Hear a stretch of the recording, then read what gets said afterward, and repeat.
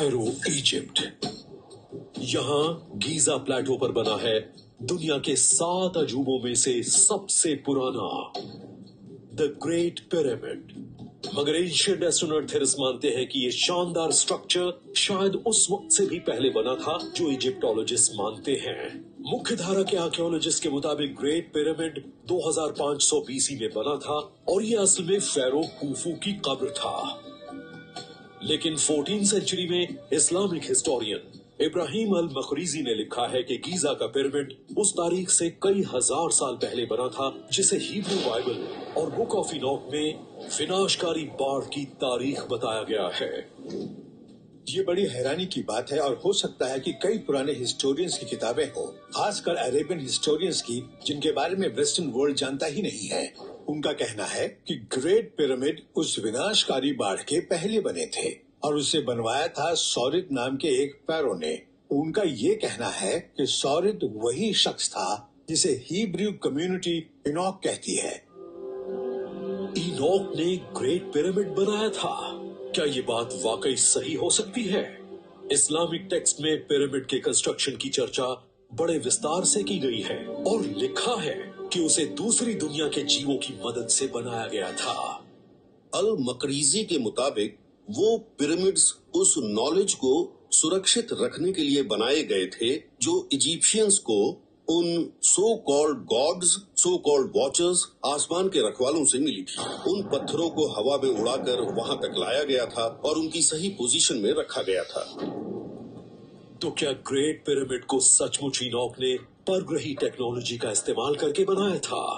ये बात भले ही बड़ी दूर की कौड़ी लगती है, लेकिन अब बड़ी तफसील से इस बात की जांच की जा रही है कि फेरो खूफू ने ही पिरामिड बनवाया। 1837 में एक ब्रिटिश कर्नल जो बाद में आर्कियोलॉजिस्ट बन गए, उनका नाम था रिचर्ड हॉवर्ड वाइस। उन्होंने डायनामाइट की मदद से ग्रेट पिरामिड में सम्राट के चेम्बर तक जाने का रास्ता बनाया था। वहां तक उसके पहले कोई और आर्कियोलॉजिस्ट नहीं पहुंच पाया था। जब वो उसके ऊपरी चेम्बर्स में पहुंचे तो उन्होंने दावा किया कि उन्होंने वहां कुछ हाइरोग्लिफिक कार्टूशस मिले हैं जिनके ऊपर फेरो खूफू का नाम है।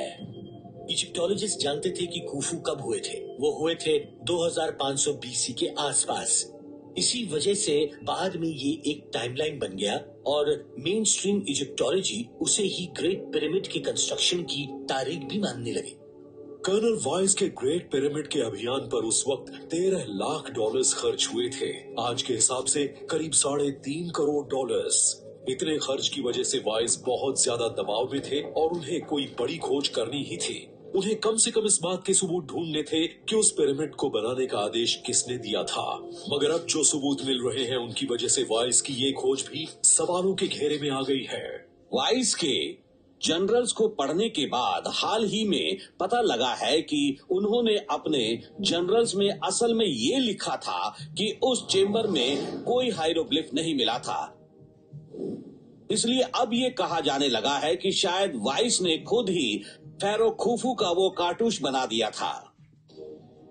इजिप्टोलॉजिस्ट ने यह भी कहा कि खूफू के जमाने में लिखे जाने वाले कार्टूशेस वर्टिकली लिखे जाते थे, जबकि कर्नल वाइस ने जिन कार्टूश के मिलने का दावा किया था वो हॉरिजॉन्टली लिखा था।